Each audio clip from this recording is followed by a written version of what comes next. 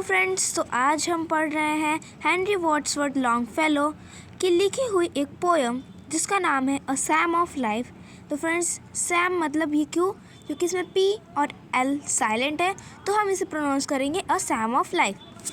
Sam of life का मतलब क्या होता है? ज़िंदगी का एक गीत। What the heart of the young man said to the psalmist. तो ये शुरुआती लाइन है। तो ये शुरुआती लाइन का मतलब क्या है कि यानी भजन गाने वाले से एक युवा आदमी का दिल क्या कहता है। Now what he is saying is that tell me not in मोurnful numbers, life is but an empty dream, for the soul is dead that slumbers and things are not what they seem. यहाँ पर कवि क्या कह रहे हैं कि मुझे ये सोरोफुल सॉन्ग मत सुनाओ कि लाइफ एक खोखला सपना है, एक एम्प्टी ड्रीम है।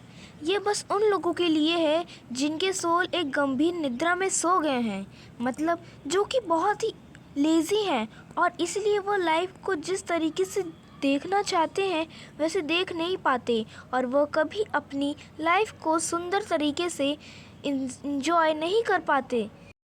Life is real, life is earnest, and the grave is not its goal. Thus thou art to thus returnest, was not spoken of the soul. यहाँ पर कवि कहते हैं कि लाइफ इज़ रियल, लाइफ एक सच है, life is serious, life serious है, और ग्रेव यानी कि डेथ हमारा लाइफ का गोल नहीं है। डेथ हमारा लक्ष्य नहीं है।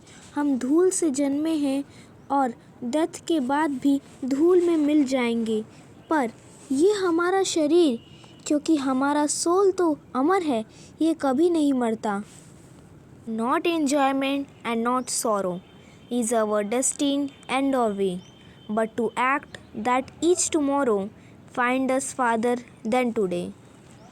फिर कवि कहते हैं कि life is not only for enjoyment और life is not only for sorrow, life is a combination of both enjoyment and sorrow. Life में हमेशा खुशी ही नहीं बल्कि दुख भी मिलता है। और फिर कहते हैं कि भले ही हमारा लाइफ पहले से डिसाइड हो और पहले से तय हो, बट फिर भी हमें हर दिन मेहनत करना चाहिए।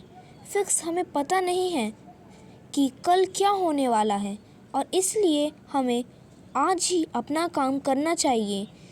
अब आगे क्या कह रहे हैं? Art is long and time is fleeting and their hearts though stout and brave, still like muffled drums are beating funeral marches to the grave. यहाँ कवि कहते हैं कि art is long.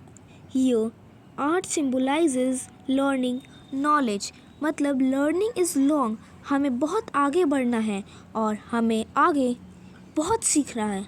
Time is fleeting और passing, समय बीतता जा रहा है, हमें आगे बहुत कुछ अचीव करना है और डेथ से पहले अचीव करना है, और ब्रेव हार्ट्स से यानी दिल से करना है।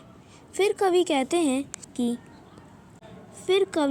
हैं कि still like muffled drums are beating, मतलब कि फ्यूनरल सेरेमनी से पहले जो ड्रम्स बीट होते हैं उसके नज़दीक हम जा रहे हैं। जैसे जैसे टाइम पास हो रहा है, यहाँ पर कवि एक इम्पॉर्टेंट मैसेज देते हुए कहते हैं कि हम भले ही मौत के करीब ही जा रहे हैं, पर हमें फिर भी ब्रेवली अपने गोल को अचीव करना है और मेहनत करना है। In the world's broad field of battle, in the bivouac of life, be not like dumb driven cattle, be a hero in the strive.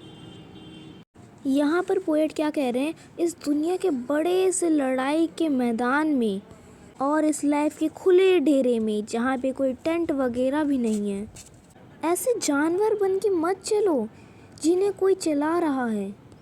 Cattle मतलब भेड़ बकरी, तो बोल रहे हैं ऐसे भेड़ बकरियों की तरह मत चलो जैसे तुम्हें कोई चला रहा है, कोई तुम्हें फोर्स करे, तुम्हें कोई चला रहा है। B a hero in the strife, strife मतलब होता है युद्ध, तो अपनी लड़ाई के तुम हीरो बनो। स्ट्राइफ मतलब लड़ाई हो गई, तो अपनी लड़ाई के हीरो बनो तुम।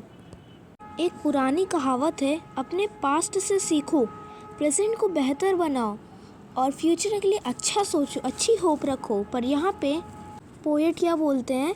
Trust no future however pleasant, future की कामना मत करो, फ्यूचर की इच्छा ही मत रखो, उसकी कामना ही मत करो, उसके बारे में सोचो ही मत, उस पर कोई भरोसा ही मत करो। अब क्या बोल रहे हैं पोएट कि पास्ट के भी बारे में मत सोचो क्योंकि वो भी मर चुका है, उसके बारे में भी मत सोचो। क्या वो अब इसका मतलब क्या होगा कि पास्ट भी मर चुका है, वो भी तुम्हारे प्रेजेंट पे कोई असर नहीं डालेगा। फ्यूचर की भी कामना मत करो, बल्कि act in the living present. अपने प्रेजेंट पे काम करो, अपने प्रेजेंट को बेहतर बनाने की कोशिश करो। हमें अपने दिल से काम करना चाहिए, अपने दिल की बात सुननी चाहिए, हमें प्रेजेंट में काम करना चाहिए और ऊपर वाले यानी कि गॉड पे भरोसा रखना चाहिए। आगे क्या कहते हैं पोएट कि lifes of great mans all reminders. बड़े जो सक्सेसफुल मैन्स हैं उनकी लाइफ्स हमें क्या सिखाती है, हमें ये सिखाती हैं कि we can make our life sublime, मतलब हम भी अपनी ज़िंदगी को काफ़ी बेहतर बना सकते हैं।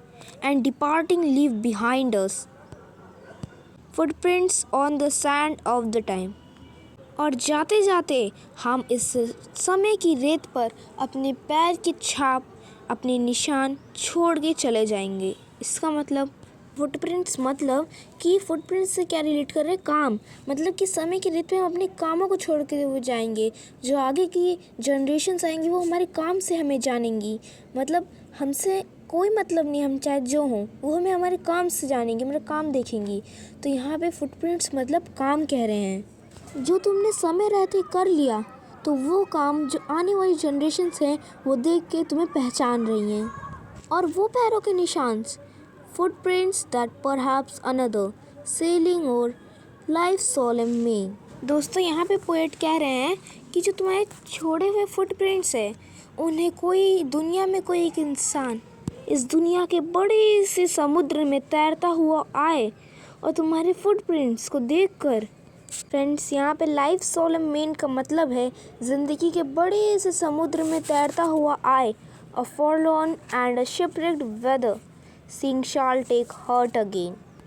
फॉरलॉर्न, यहाँ पे फॉरलॉर्न मतलब एक लाचार सा, शिपरेक्ड मतलब जिसका जहाज़ टूट गया हो, वो भाई आए और तुम्हारे इन फुटप्रिंट्स को देख के उससे आगे ज़िंदगी में कुछ करने की उम्मीद मिल जाए, आगे बढ़ने की उम्मीद मिल जाए।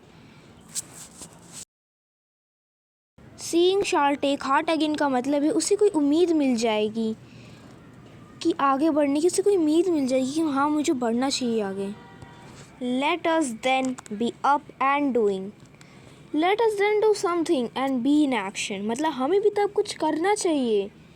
With a heart for any faith, let's keep your heart and ready for anything, अपने आप को तैयार कर लो हर एक किसी चीज़ के लिए।